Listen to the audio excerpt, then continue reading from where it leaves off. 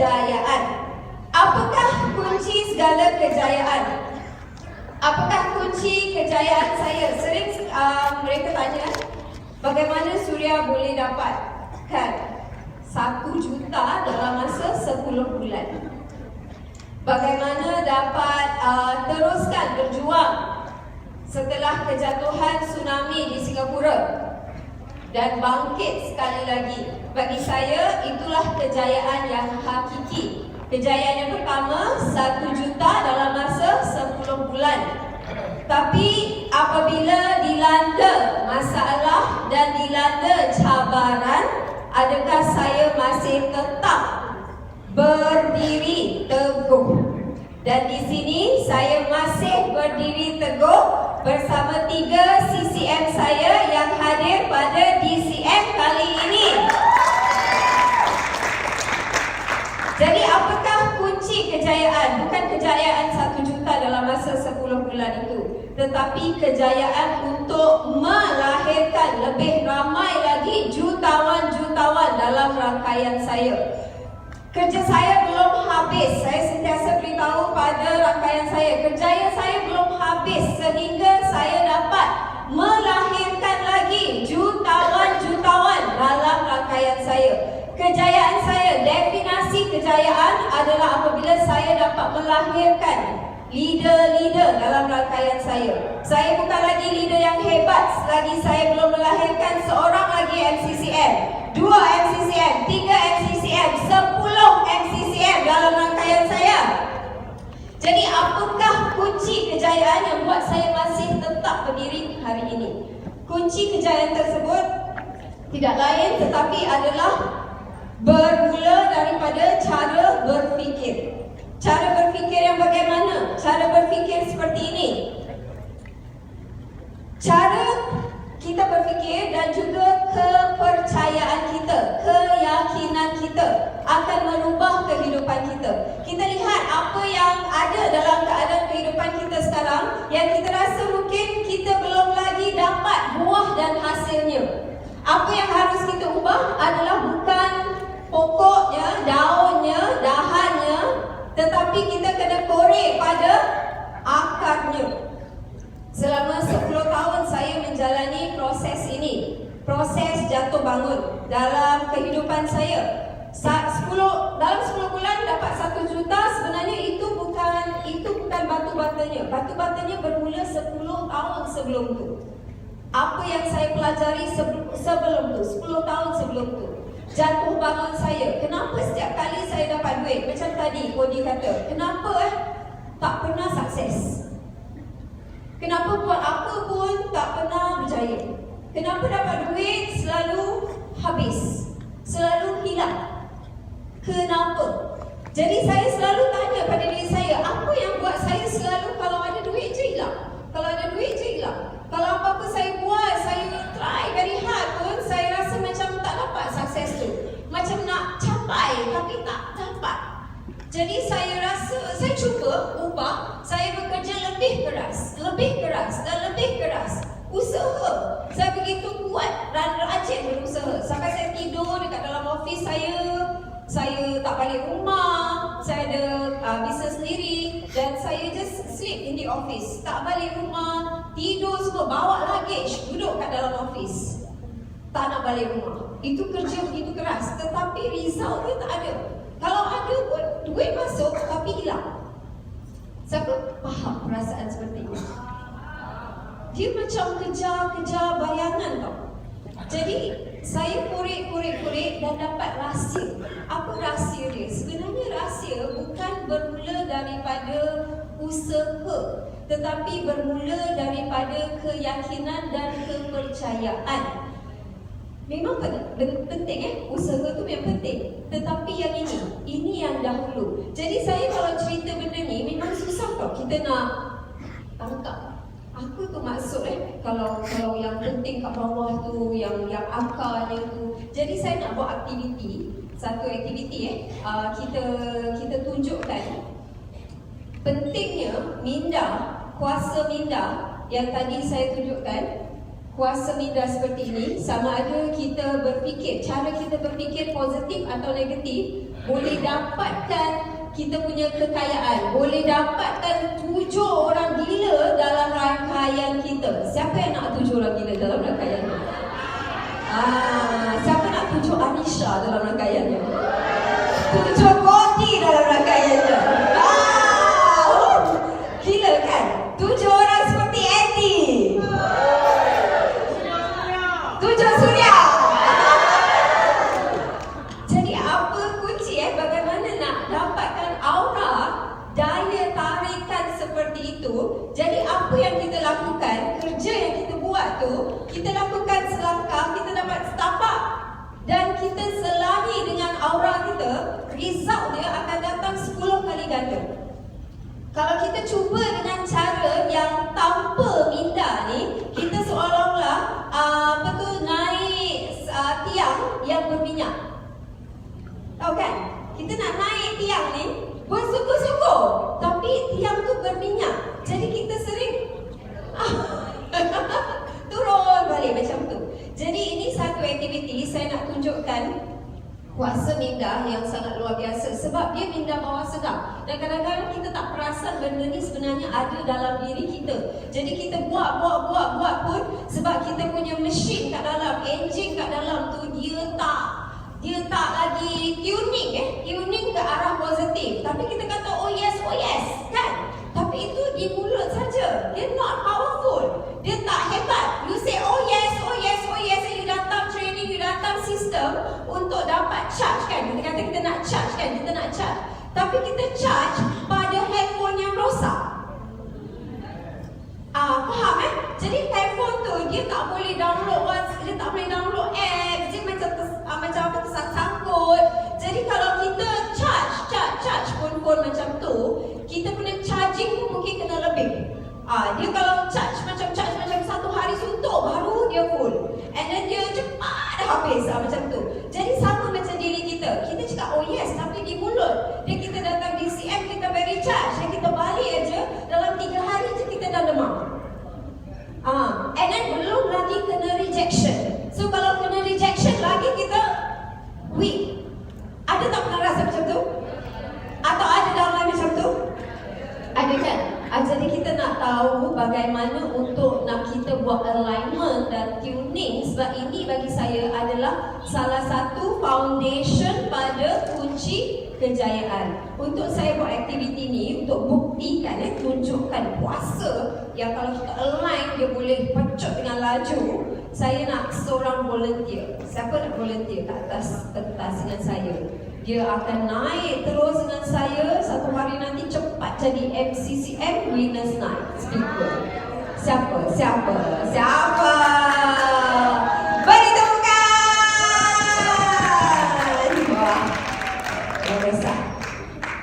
So ini aktiviti apa? Aktiviti macam mana kita nak pecut kita punya result. Macam mana kita nak dapat downline yang luar biasa, yang hebat. Macam mana kita nak sentiasa charge. Macam saya tadi kata, saya yang macam mana saya boleh bangun balik kan, charge, sentiasa charge gitu kan. Macam mana sudah macam kat ikhlas je gitu. How? So this is the activity. Siapa nama ni? Kak NJ dari mana? Syara. Okay. Apa nama? MCCM Arisa Syarul. Beri tepukan.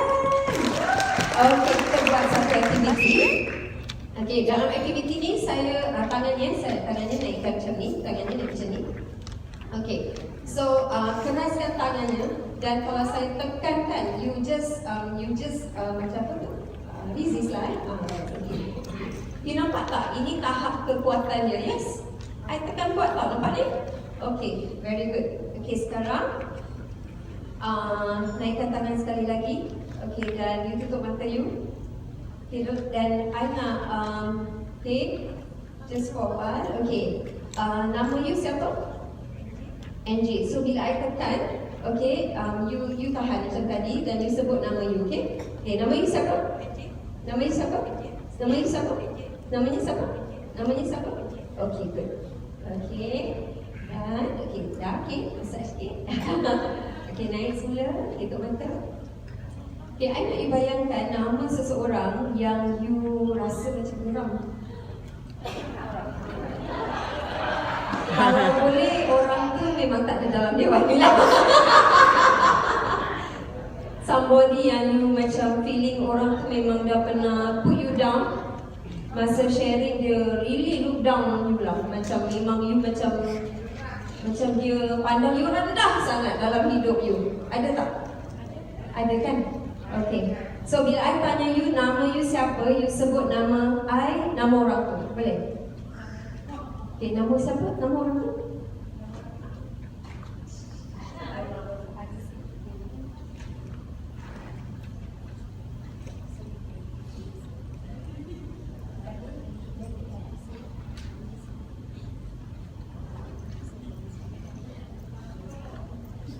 Okay. Dia kena apa tu? Bisik-bisik nama orang tu. Jadi tak keluar kan, nanti banyak CNN kat sini. Okay. Jadi bila I sebut nama you siapa, you akan sebut nama I, nama orang tu. Okay? Ready, go. Siapa nama you? Siapa nama you? Siapa nama you? Siapa nama you? Siapa nama you? Siapa nama you? Siapa nama you? Siapa nama you? Siapa nama you? Siapa nama you? Siapa nama you? Siapa nama you?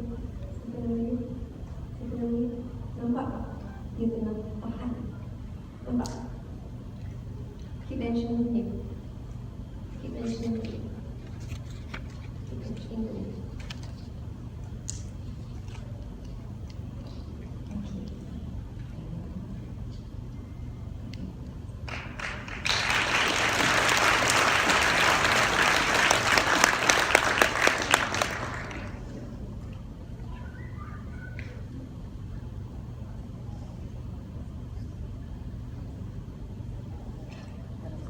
Siapa you? Siapa you? Siapa you? Siapa you? Luar biasa. Beri tepukan gemuruh.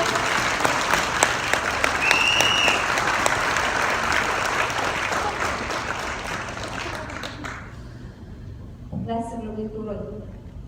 You buat ni untuk siapa? Elton. One person in your family.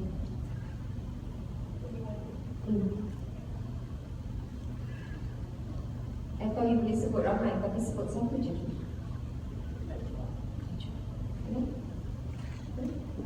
So, naik ke tangan. Buka-buka. Okay. When I tanya you, siapa you, apa you inginkan, dan I nak you bayangkan laju aja. Boleh? Okay? Ready? And siapa you? You buat ni untuk siapa? You sayang tak dia? How much you love her? How much you love her? Sanggup buat apa untuk dia? Sanggup korban apa semua untuk dia?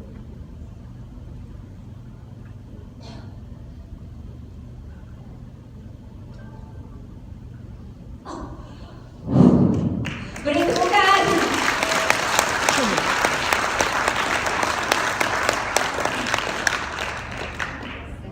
Okay, thank you. Thank you. Beri tepukan gemuruh.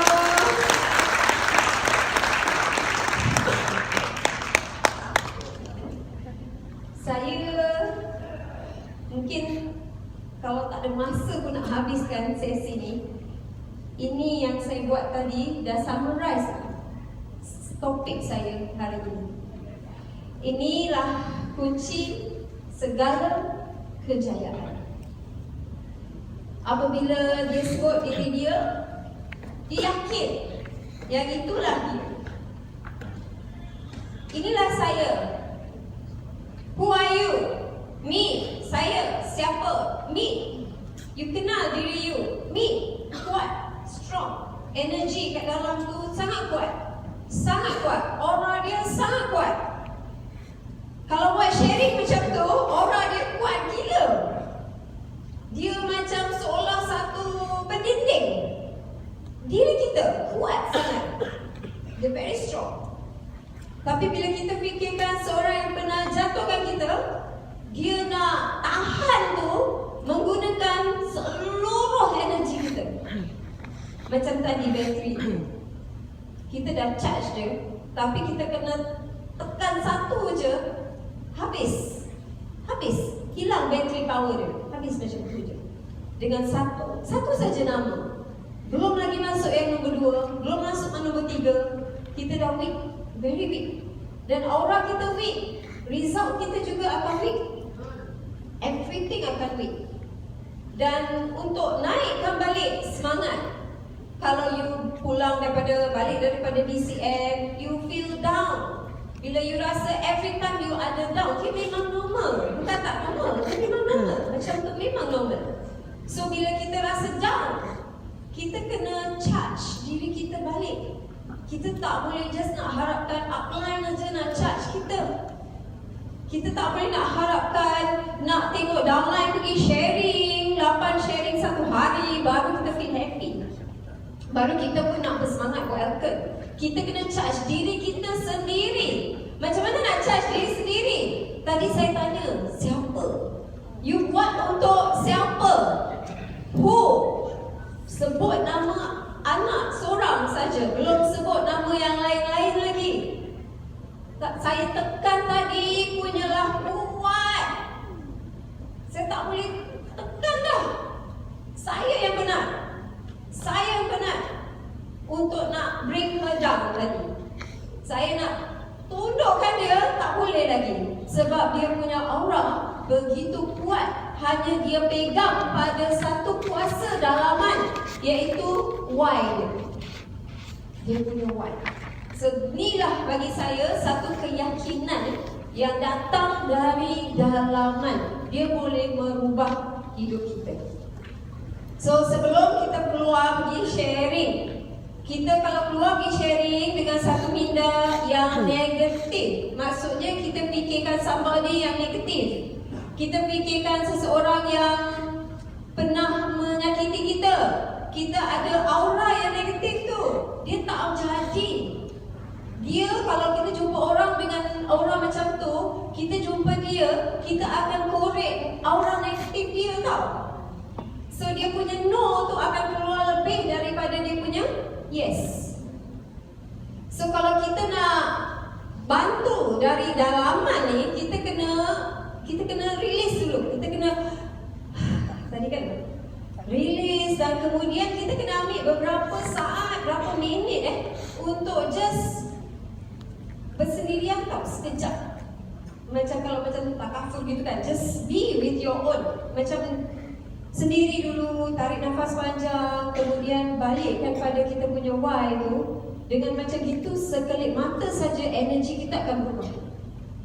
Dan baru kita keluar, pergi jumpa, pergi sharing, pergi buka mulut, keluar dia, aura dia sangat-sangat lain. Jadi ini adalah sesuatu yang saya belajar tentang dalaman, kekuatan dalaman yang kita boleh isi. Okay, dan banyak cara-cara untuk kita isi. Selain daripada tadi saya kata, kita release kan, kita tarik nafas panjang dan kita release, dan kemudian kita ingat balik kita punya why. Dan dia tak boleh buat sebulan sekali, tunggu DCM meeting baru nak tahu matlamat kita. Kita kena lakukan setiap hari. It is something every day, setiap hari. Perkara yang dilakukan setiap hari. Ini yang saya lakukan setiap hari selama 10 tahun. 10 tahun saya punya energi dalaman tu macam kena pergi gym tau. Kena tekan, kena kata, kena macam-macam lah. Bila saya hilang 500,000 juta tu kan dalam bisnes saya jatuh, saya tak ada rumah, saya duduk dekat office, orang kata saya ibu yang tak bagus, ibu yang useless, worthless, selfish, fikirkan diri sendiri, pentingkan diri sendiri. Macam-macam itu yang buat saya punya energi down. Dan saya nak buat sesuatu, saya buat, tapi dia tak boleh jadilah. Sebab saya tak kerti macam mana nak lepaskan benda tu. Dan baru saya belajar pelan-pelan, saya buat benda tu. Saya journal hari-hari, saya tulis hari-hari. Hari-hari kalau saya kena patok je, saya akan tulis, luahkan perasaan saya keluarkan. Kemudian saya ingatkan diri saya semula. Apa saya punya why? Naik balik, turun balik, naik balik, turun. Tapi setiap cycle saya semakin kuat. Semakin kuat, semakin kuat, semakin kuat. 10 tahun saya dalam gym tu. 10 tahun. Saya masuk ke Elton, terus boleh jalan terus macam tu. Jadi kalau you nak this kind of result, you bermula di sini. Boleh? Boleh. So, ini satu permulaan. Kemudian baru disusuli dengan tindakan. Okay, baru disusuli dengan tindakan. Dan kadang-kadang tindakan tu memang kita buat. Tapi kadang-kadang mungkin kita belum dapat lagi. Okay, dan apa yang buat kita punya bateri recharge tu ialah kita punya tadilah why tu. Dan kadang-kadang ada orang tu dia buat, dia dah sedikit je dah hampir. Dah lagi sikit dah nak sampai. Lagi sikit lagi dia nak sampai. Kalaulah contoh upline saya, CCM Junaida, selama 1.5 tahun dia follow up dengan saya. Jadi 1.5 tahun tu dia follow up. Tapi dia kata dah lah, Suryani dah tak boleh make it lah. Dia memang degil sangat lah. Dah tak boleh lagi. Kalau upline saya terus stop. Dia stop. Dia terus tak nak WhatsApp saya lagi. Dia terus tak nak update saya lagi. Sebab dia rasa dia dah masuk 1.5 tahun. Dah cukup. Dia stop. Kalau kiranya dia stop, saya tak ada di sini hari ini dan saya tak akan dapat membantu beratus-ratus single mother dekat dalam Singapura tu. Sebab saya welcome, saya ada downline yang dah habis hutang selama sebanyak 10,000. Dah habis hutang, yang husband tinggalkan dengan anak kecil yang tak ada apa-apa lagi, yang kena kerja 3 pekerjaan, dia dapat lunaskan hutang dia. Dan satu lagi, baru lagi bulan lepas, seorang lagi single mother, dulu pun tak ada rumah, baru saja dapat rumah, anak 3, dan dia dapat income RM12,000 in 1 month. Saya tak mungkin dapat bantu orang. Kalau upline saya, dia tadi itu kan, dia give up. Sikit saja dah give up macam tu. Jadi kadang-kadang benda ni dia dah nak sampai, tapi kita je belum nampak. Saya selalu dalam 10 tahun tu, saya selalu bertanya, bila lah.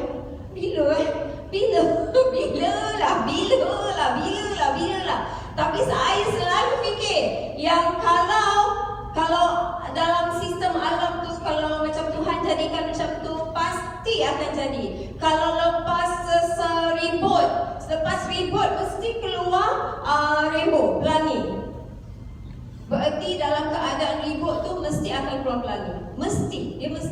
Kalau kepompong tu dia dekat dalam kepompong tu, dia mesti jadi rama-rama. Dia mesti. Kalau arang tu hitam gelap, masuk di dalam, tekan, kemudian menjadi belian yang bersinar-sinar. Pasti akan jadi. Saya tahu. Saya sebenarnya masih dalam praktis. Saya kata, still masih dalam praktis.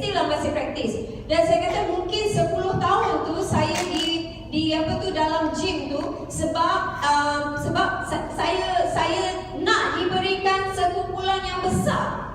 Saya akan diberikan ramai orang dalam network saya yang macam-macam background dia. Jadi saya harus jadi soldier tu dulu. Saya harus jadi tahu apa rasa air mata tu dulu. Saya harus feeling tu semua dulu. Barulah saya boleh jadi seorang leader yang hebat.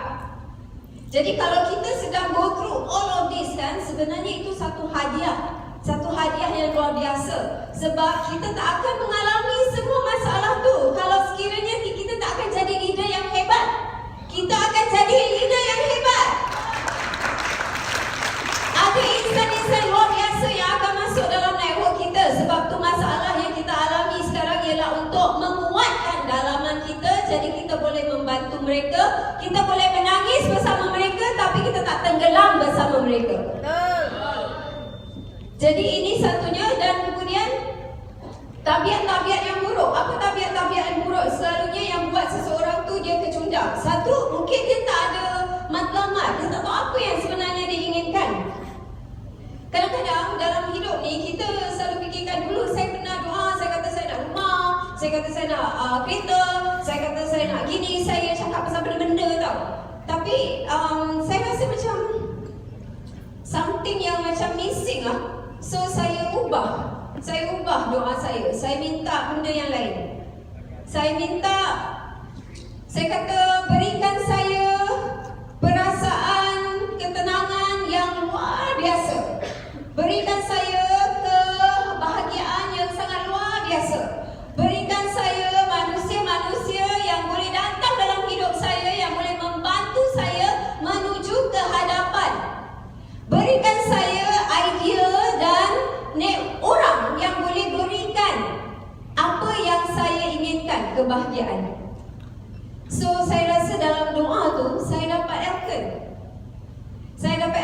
Saya ditemukan dengan upline yang luar biasa. Saya ditemukan dengan satu kebahagiaan yang saya tak pernah rasa dalam bisnes saya. This business, kebahagiaan menolong orang, feeling. So matlamat dalam hidup. Apa matlamat kita sebenarnya dalam hidup? Apa yang kita kejarkan? Kita nak kejarkan rumah. Apa sebenarnya perasaan di sebalik ada rumah tu? Tulis kita nak happy. You tulis semua benda yang you nak. Di sebalik setiap benda tu mesti ada satu perasaan. Saya nak rumah. Waktu tu saya dah tahu saya nak kebahagiaan, tapi saya tak boleh dapat kebahagiaan tu kalau saya tak ada rumah.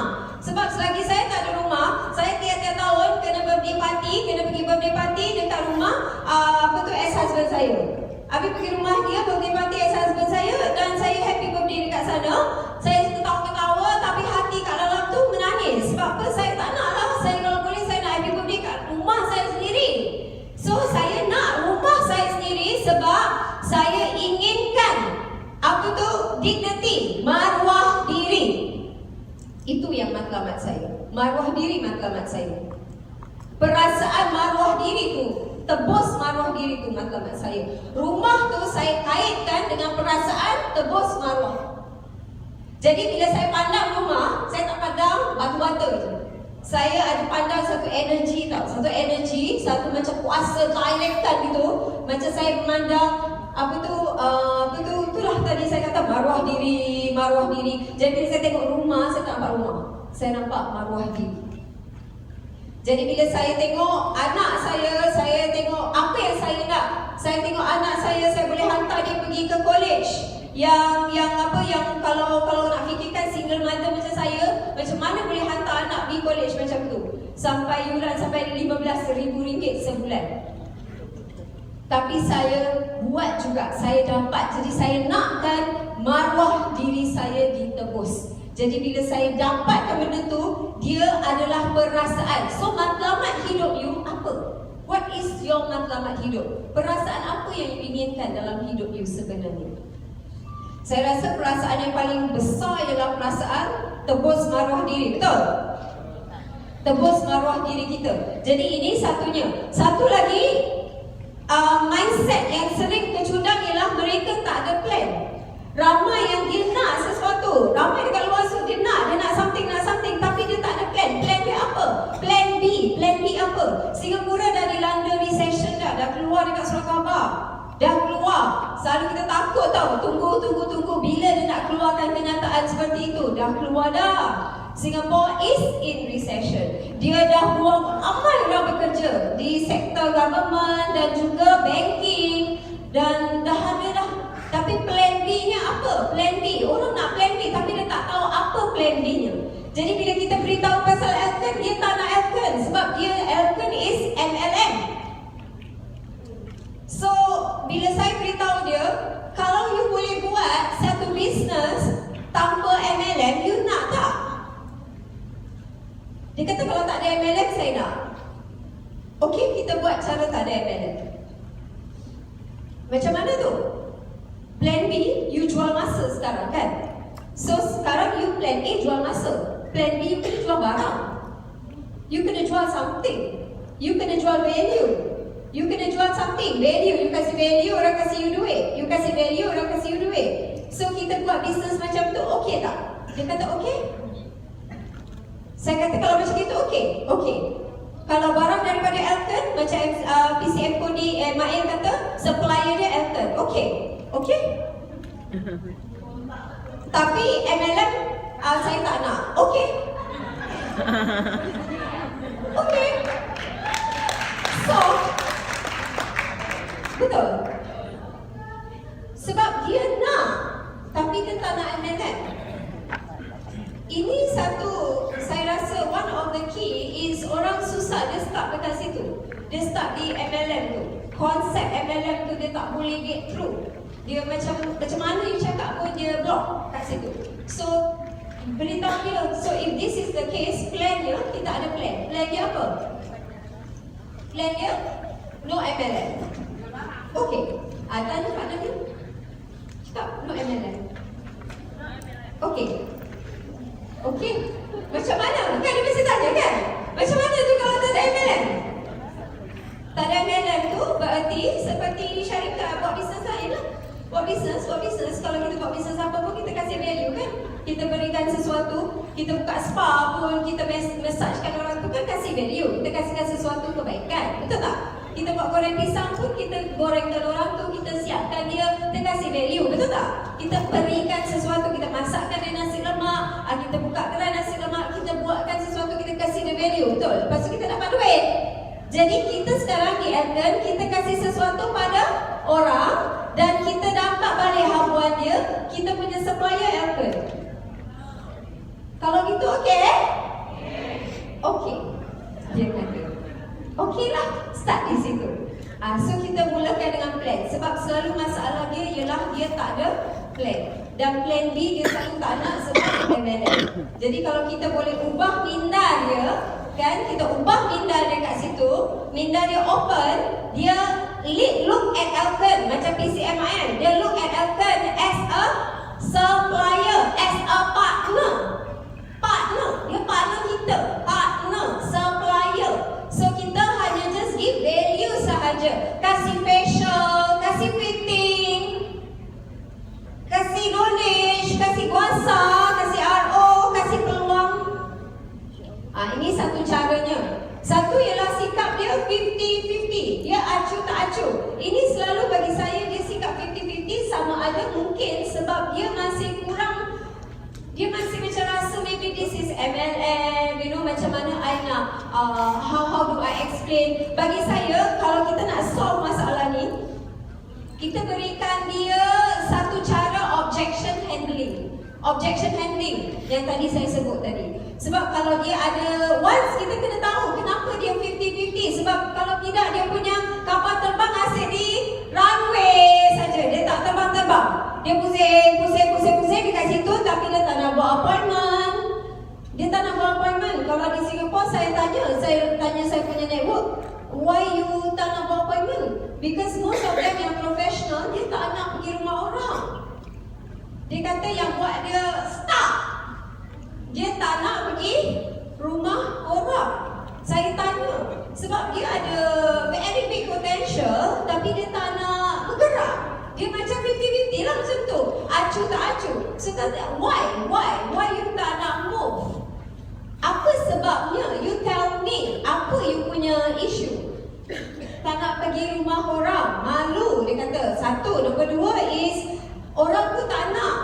Tadi siapa yang tadi ada Jutawan Rishi I think was talking to me. Ada tak Jutawan Rishi kat dalam bilik ni? Yes. So was talking to me kan, you pergi Singapore and then you kata satu culture yang you nampak dekat Singapore, susah nak masuk rumah orang betul? Like dia tak welcome lah, dia tak begitu macam hospitable, macam kasih you datang ke rumah gitu. So dia block macam gitu, dia tak ada culture suka pergi ke rumah orang gitu. Maksudnya you masuk privacy I tau kalau you pergi rumah I. So this is a concern. Jadi kalau kita nak bantu, actually kita nak bantu, kita kena kasih dia solution. Solution dia is then you jangan, kalau you tak boleh nak pergi rumah orang, then kita borrow power dekat aktiviti lah. Sebab kalau bagi saya, professional, dia selalu kata masalah dia tu, so saya kata let a professional do the talking for you. Kasih professional berbual untuk you. So you tak payah pergi kalau you tak nak. Sebab kalau you tak, kita paksa dia buat apa kan. Tapi dia ada network. So kita kata you bring your network tu kita punya event. Ada profesor ni akan berbual, ada profesor tu yang akan berbual. berbual. Saya gunakan example cara seperti ini untuk dia at least 100%. Jadi bila saya berikan one solution untuk dia, satu solusi, dia akan at least daripada 50-50 dia naik 70-100. So kadang-kadang bila dia acuh tak acuh, kita cuba tanya dia apa masalah dia dan apa isu dia. Then the next thing is masalah apa? Sangat berkira tentang pengorbanan. Pengorbanan masa khususnya. Dia selalu macam dia nak sesuatu, dia nak big result, tapi dia tak sanggup. Dia tak sanggup nak laburkan masa, dia tak sanggup nak laburkan duit untuk invest in tools. So macam dia nak padi tu, padi tu tanaman tu grow, tapi dia tak nak tanam benihnya. So contoh macam sikap seperti ini, selalu kalau dia kata dia ada masalah seperti ini. Saya ada seorang downline, dia punya downline semua memang ada sikap seperti ini. Mereka sangat berkira pengorbanan, nak mengorban untuk just nak beli EB set atau puasa set pun dia tak nak. Tapi upline dia, jutawan lainnya, dia kata tak apa, sabar je pada downline. Dia kata tak apa, you buat saja appointment, I ikut you, I bawa my tools, I ikut you, dan dia ikut pada downline tu, ikut downline A, ikut downline B, ikut downline C, ikut downline D, ikut downline, semua dia ikut. Satu hari suntuk. Dan kemudian each of the downline tu dia jadikan manager. Macam saya dengar cerita Arisha turun padang sampai orang tu jadi CCM, sampai dapat 30,000, sampai dapat berapa ribu, orang tu pun tak berterima kasih pada dia. Dia kata apa, tapi ini saya punya business, it's not their business, it's my business. So jutawan lainnya buat macam tu. Dan hari ini beliau sudah on track, dia nak jadi DCM. Makan 1 tahun jadi manager. Sekarang downline pun memang tak nak bergerak, tapi dia yang sanggup korbankan masa dia bersama downline dia. Sekarang dia dah on track jadi DCM. Tapi penat, memang penat, tapi dia sanggup. Dan dia sanggup. So dia jadi saya punya sample line. Apa jadi pada downline yang tak sanggup ni sekarang? Mereka nampak upline dia punya sikap macam tu, mereka mula berubah. Jadi ni makan masa dan juga makan kesabaran. Satu lagi masalah ialah sikap yang selalu diganggu oleh perkara remeh-temeh. Masalah-masalah kecil lah. Masalah-masalah kecil seperti upline tak senyum dengan saya. Silly issues lah. Macam isu yang memang weird lah. Dalam network saya, upline saya tak wish saya happy birthday. Upline lebihkan downline yang satu yang tak lain. Jadi this is issue remeh-temeh yang memang saya experience kat dalam network saya juga. Jadi bila downline saya, dia balik pada saya dan dia cerita tentang masalah macam ni. This downline macam ni, this downline macam tu, this downline macam ni. Then what am I supposed to do? I nak buat macam mana? Dan cakap, you tak boleh ubah dia. You hanya boleh ubah cara you respon pada dia. Itu saja yang you boleh buat. Saya ada downline-downline yang dah tinggalkan saya semua. Ada. Mereka buat macam-macam, bukan isu remeh-temeh lagi. Kalau sampai dekat Facebook pun dia sampai tertikam saya, cakap Elkan, kata macam-macam. Itu dah kira dah over. Tapi bagi saya, kalau saya nak fikirkan tentang remeh-temeh tu, saya mesti down. So saya buat apa? Nombor satu, saya gunakan apa yang saya boleh buat. Saya remove from friend. Saya keluarkan diri saya daripada friend list. Buat apa saya nak pergi baca benda-benda yang tak guna tu? Tu saya keluarkan diri saya dulu. Buat apa saya nak pergi baca benda tu? Penting. Keluarkan diri you daripada situasi tu. So keluarkan diri kita. Tapi ada spy, dia pergi copy paste, dia kasih kita lagi. Jadi kita tak nak lagi dah tengok. Dia kasih lagi tengok. So kalau macam tu, kita ada isu macam ni, buat macam mana? Saya buat tadi tu lah. Tarik nafas panjang.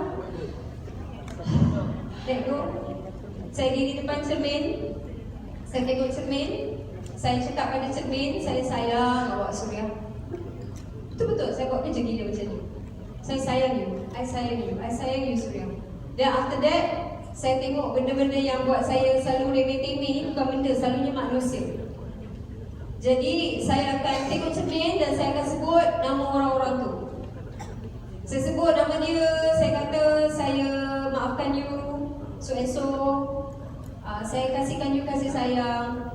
Sebab saya tahu di sebalik orang tu ada roh di dalam diri you yang sangat murni. I kasih you love, I kasih you love. Macam tu. So bila you boleh, you kuatkan diri you, benda-benda yang macam pok-pok yang macam ni, you senang hilangkan. Every day, jarum-jarum ni semua habis, tak ada. Jadi you next day, you dah okay. Orang yang benci saya macam nak rap nombor 1, dia benci gila-gila dengan saya. Sampai bukan saya dia kenakan, downline-downline saya semua dia kenakan juga. Walhal dia dah pernah makan Welcome besar-besar, tapi dia kata gila-gila. Dan akhirnya saya tengok EOL baru-baru ni dah beli 600 SB punya produk.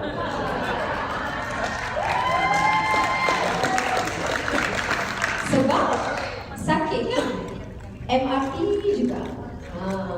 MRT juga jawapannya. Tapi the point is kita kasihkan love. Bukan maksudnya kita kalau orang tu remeh-temeh kita boleh hadapkan depan dia. Kadang-kadang kita tak boleh berhadap depan dia, dia kurang ajar. Jadi kita buat, saya kata mirror work. Mirror work tu cermin lah, cermin work. Saya tengok depan cermin, saya cakap sayang pada diri saya dulu. Lepas tu saya bayangkan muka dia. Lepas tu saya sebut sayangkan dia, saya nak maafkan dia. Saya kata power dia memang fantastic, luar biasa. You cubalah and then you will see the result. You kena tulis ni it's called mirror work di cermin. So buka cermin, tengok cakap apa? Sayang. Macam tu. Okay, so dan satu lagi, sikap bertangguh dan sikap nanti dulu. Dan sikap bertangguh macam ni, saya dah kena dulu. Waktu saya umur 19 tahun, saya tak nak belajar, saya nak main. Kemudian bila apa tu, ayah saya datang tengok muka saya, dia datang dengan nangis air mata dia. Sebab saya selalu tak balik rumah, 2 minggu tak balik dan sebagainya, memang budak nakal lah. Jadi bila arwah ayah saya datang jumpa saya dengan berlinang-linang air mata dia, dia kata apa nak jadi dengan kau? Tu je. Terus nangis. Terus hati saya tersentuh, saya nak berubah. Saya belajar balik. Saya belajar, dapat result. Sebelum keluar result, dia meninggal. Heart attack. Jadi saya tengok bila arwah ayah saya depan saya menangis. Saya cakap dengan dia. Tapi tak boleh nak bring him back. Saya cakap dengan dia, saya tengah belajar ni. Saya kata tengah belajar, saya nak dapat result. Tapi dia dah tak boleh nak sebut apa-apa. Dia meninggal dalam keadaan yang kecewa. Saya rasa itulah permulaan saya berubah. Saya berubah apabila saya tahu urgent. Everything is urgent. Jadi waktu yang 10 tahun bila benda tak jadi, saya kata tak boleh. Saya kena cuba juga. Selagi mak saya ni masih hidup, saya kena cuba juga. Sampai benda ni jadi. Mudah-mudahan insya-Allah berdoakan panjang umur dia ke Winners naik pentas bersama saya. So, saya rasa sikap ni kadang-kadang susah kita nak ubah orang. Kadang-kadang dalam kehidupan dia mungkin Allah yang kena turunkan sesuatu, baru buka, ketuk kepala dia, keluar benjol yang besar. Barulah dia sedar. So ini satu lagi, menjadikan halangan sebagai alasan untuk berputus asa. Kalau nak ikutkan based on di Singapura, kalau dulu bila saya bermula di Elkon, Singapura dia senang nak move. Sebab apa, kita ada sort of macam EOL lah, macam tu. Bukanlah EOL tapi contoh seperti EOL. Jadi senang. Kita nak closing pun senang. Kita ada payment scheme dan apa, kita buat kita buat almari motor, kita buat HA ke, dia cepat closing sebab dia boleh bayar ansuran kan, jadi senang. Tapi setelah tsunami melanda, dah tak ada lagi semua tu. Dan kawan Sri tanya, Rishi tanya saya kan, macam mana you buat dekat Singapura? Betul. Dia kata how you buat kat Singapura, sebab dia cuba. Dia kata dia bikin sharing, kita tak ada mesin lah. Kita tak ada mesin credit card atau apa-apa mesin yang you cakap benda-benda apa tu kan, yang boleh on the spot closing kan. Habis ada kertas-kertas yang you boleh fill up on the spot closing kan. So di Singapore kita tak ada tu. So dia cakap macam mana you closing. Kita buat sharing, lepas tu kita balik. Dan after that kita kena follow up lagi. Lepas tu kita kena follow up lagi. Lepas tu kita kena follow up lagi. Dan kita follow up lagi. Dan follow up lagi. Dan apa terjadi kalau kita dah leave dia, selalu 2 hari dia punya jawapannya mendak. Tapi dalam keadaan macam tu juga, daripada zero, that means TGS yang jatuh terus ke zero, sebab dah kita kena rombak balik kan dekat Singapore. There was one time everything dah zero balik, terus boleh naik balik 300,000. Walaupun tak ada on the spot credit card, walaupun tak ada on the spot sign apa EOL, tak ada apa-apalah kertas lah on the spot, tak ada. Jadi tim di Singapore sekarang, cara kita ialah triple S yang original, kemudian follow up yang original. Cara macam tu kalau kita di satu dot dekat Singapore boleh buat macam tu, saya rasa di Malaysia lagi boleh meletup. Tak ada alasan sebenarnya kalau di Malaysia you can immediately close on the spot. Okay, so kita tak ada all of that. Tapi kalau saya nak kata kita tak ada ni, kita tak ada tu, tunggulah sampai Elton keluarkan apa ini itu. No, dia tak akan move. So kita kena continue. Saya tekankan the power of servicing. You have to service. Macam mana? Cari jalan. Maksudnya cari jalan. Okay, contoh cari jalan ialah saya kata okay, use apa method kita boleh buat. Pakai WhatsApp lah. Follow up lah, pakai WhatsApp. Takkan nak telefon orang 10 kali kan? So kena pakai WhatsApp. Kita kena gunakan cara anything. Kita kena fikirkan anything yang kita boleh gunakan sampai orang yang kita dah sharing tu, kita tak lepaskan dia. So saya ada sampai jutawan Pina ada di sini sampai lepas 1 tahun after 1 year. Lepas setahun sharing, baru orang tu nak beli. Pun masih bertahan sampai hari ni, anak 5. So boleh, kita ada tak payah kita gunakan masalah sebagai penghalang. Bayangkan kalau dengan cara macam ini kita boleh dan kalau di Singapura dia mulakan dengan apa-apa lagi macam sistem di Malaysia, macam mana? Kita punya result mungkin akan naik 10 kali ganda. Sebab kita dah kena training minda kita tak gunakan itu sebagai satu alasan. So this is a possibility. It's a possibility. Jutawan Rishi kalau nak masuk Singapore, possible. Cuma nak kena follow up dan follow up. Macam mana dia nak bayar? Bawa dia pergi stokis. Yes, you have to bawa dia pergi stokis untuk buat bayaran. Dia tak ada cara lain. Sampai tunggu sampai masa dia ada, bawa dia pergi stokis. So it is possible, masih boleh. So satu lagi, gunakan kemiskinan sebagai alasan untuk tiada keupayaan berjaya. So this is a common reason. Saya tak ada duit.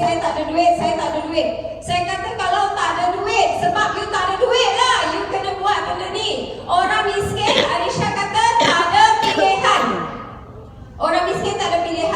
So bila dah tak ada duit, I say you nak buat apa? You nak duduk. Worst case scenario, you duduk dekat tepi pantai East Coast tu.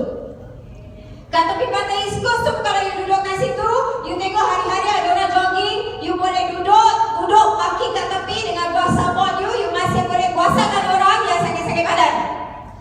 There is still a way.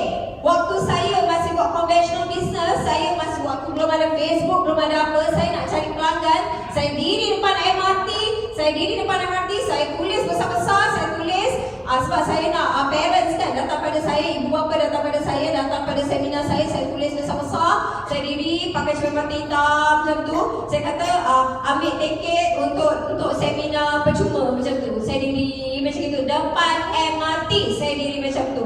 So kalau kita tak, apa saja kita boleh buat. Kita tak gunakan kita punya kemiskinan sebagai satu batu penghalang. Saya ada seorang downline, dia tak ada duit. Dia saya kata tak ada duit, nak beli kuasa bot pun tak ada duit. Saya kata kalau tak ada duit dengan kuasa bot, jual biskut. jual biskut. You tak mampu kan sampai nak beli bot, sampai nak beli oil. Sorry, bukan bot, oil $60. You tak ada duit. So you kena gunakan biskut. So dia jual biskut. Mereka boleh jual sampai 100-200 biskut.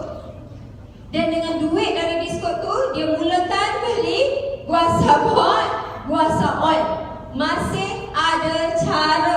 Jadi tak ada kemiskinan sebagai satu alasan. Ini berserah pada takdir dan juga sikap seperti tunggu nak is very in comfort zone. Masih lagi duduk dekat dalam kepompong comfort, selesa, comfort zone. So these are all the issue. Tapi kalau orang tu berfikiran positif, tengok ni, kasut plastik pun boleh jadi kasut. Jadi ini dalam sikap. Apa pun boleh jadi satu cara untuk kita mulakan kehidupan kita. Ada matlamat yang kita tetapkan tadi. Saya kata matlamat apa? Matlamat inginkan maruah diri, inginkan kehidupan yang baik, inginkan kebahagiaan, sikap tidak bertangguh-tangguh, mencari inisiatif dan mencari jalan. Kalau di Singapura tu kita tak dapat. Orang yang tak ada duit, dia gunakan jual biskut pun jadi. Saya kata buka pintu, kasih orang makan. Kasih orang makan, dia rasa sedap, dia nak makan lagi kan. Dia nak makan lagi, dia beli. Dia dah beli, you hantar, you pergi rumah dia. You pergi rumah dia, you boleh bikin guasa, you boleh bikin water testing, you boleh bikin facial, you boleh buat macam-macam. So dia tak ada alasan. Kita gunakan benda-benda kecil untuk masuk rumah orang sebagai pasport. So it's a way to go into people's house. Bagi yang okey pergi ke rumah orang lah. Tapi kalau tidak, kita invite dia datang ke tempat kita. So ini mencari inisiatif, mencari kaedah berbagai different ways. Kita buat facial, kita macam kalau kita macam for us, kita gunakan the word Japanese facial lah kan. Sebab apa? Kan benda tu dari Jepun. Betul tak? So dari Jepun. Sebab kalau Elkan di Singapura, sebab Singapura kecil, setelah tsunami melanda, dia ada macam-macam nama-nama yang not so good. Orang kata Elkan macam-macam lah. Elkan ginilah, Elkan gitulah. Maybe because of the money game and all of that yang dah pernah happen dekat Singapura. So kita kata tapi tak boleh. Orang money game dah keluar, dah tak ada lagi sekarang orang money game. Kita ada 6 juta manusia dekat dalam Singapura yang kita boleh promote water, kita boleh promote barang-barang Elkan is fantastic. Kita masih boleh dapat 6 juta punya potential sale di Singapura. So this is a huge market, consumer market yang beli over and over again, sangat besar. So saya kata macam mana kita nak grab mereka punya attention kalau kita tak gunakan nama Elkan. Bukan kita tak sayang Elkan, tapi kalau kita cakap je Elkan terus dia kita tahu ni facial Elkan, kita kata facial Elkan je dia tak nak. So bila kita kata ni facial Jepun, facial Jepun dia nak, facial Elkan dia tak nak. So kerana kita gunakan strategi seperti ini, kita dapat masuk balik ramai rumah-rumah orang yang 1 year ago dah pernah join member, yang masuk yang money game yang tak menjadi tu. Sekarang bila kita pergi rumah dia, kita buat facial, dia kata ini Elkan. And then dia kata saya tak tahu Elkan ada facial. See, sebab waktu the money game, diorang tak fokus kepada produk. So dia lupa benda-benda macam tu. We manage to sponsor ramai yang membership dah mati, yang tak tahu pun Elkan ada water purifier, yang tak tahu pun Elkan ada guasa, dan tak tahu pun Elkan ada barang-barang yang amazing. So this is a fantastic opportunity. Dan dengan tu kita buat perancangan tadi. Saya kata setelah kita dah sharing dengan dia tentang produk di Singapura, kita masuk dari situ dan terus kita share tentang business opportunity. Dan kalau share business, kita sebut macam tu yang tadi saya cerita awal tadi tentang plan B kan. Kalau plan B tak nak MLM, tak apalah, kita gunakan Elkan as a supplier. So this is the plan. Dan sentiasa dengan semangat lah, dengan semangat, excited and all that. Macam mana boleh excited? Sebab saya dia buat yang aktiviti tadi tu. Dia selalu recharge orang, and then kita terus jalankan melangkah demi melangkah, menggandakan kita punya aktiviti dan tiada kompromi, tiada kecacatan kecuali kecacatan minda. Itu saja kecacatan manusia. Tak ada kecacatan body, tak ada kecacatan kewangan, tak ada kecacatan minda. Orang yang tak ada tangan, tak ada kaki ni pun boleh hidup dengan mewah sebab minda dia berubah. Okay, dan dia juga dari segi tanpa penat lelah, buat, cuba. Kadang benda tu tak jadi, kita cuba another method, kita pergi rumah orang kata aircon facial orang tak nak, kita tukar sikit, change. Ada failure, kita learn from the failure, kita grow daripada kegagalan tu, kita dapat idea baru seperti Michael Jordan. Berapa kali dia gagal? 9,000 kali dia dah gagal dalam karier dia. Kerana kegagalan dia lah dia jadi seorang profesional yang sangat luar biasa dan sangat hebat. Dan saya balik pulang semula, wrap sesi ni kepada asal yang satu. Kata-kata saya yang saya pegang sampai bila-bila, kita ada why yang tadi, yang make you cry. Betul tak? Yang Najwa tadi buat awak menangis, kan? That is your why yang make you cry. Bila you ada that why that make you cry, you akan ada cara yang